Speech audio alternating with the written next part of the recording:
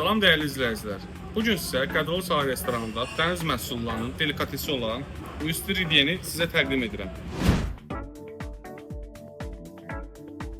Dostlar, onu da nəzərinizə çatdırım ki, oyster idiyi Mingəçevir şəhərində və bizim Qədrolu Sahil restoranında ilkdir. Şəhərdə axtarsanız bu dadı və ümumiyyətlə bu oyster idiəni tapa bilməzsiniz.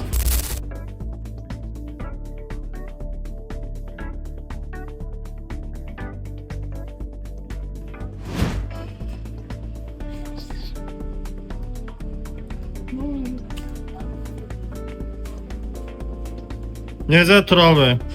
Dostlar, həqiqətində bunun dadını yeyənlər bilər. Möhtəşəmdir. Gəlib dadına baxa bilərsiniz. Dostlar, ünvanımız Mingəçevir şəhəri Nicar rəhbərlik hissəsi Qədrolu Sahil restoranı. Buyurub gəlib dadına baxa bilərsiniz.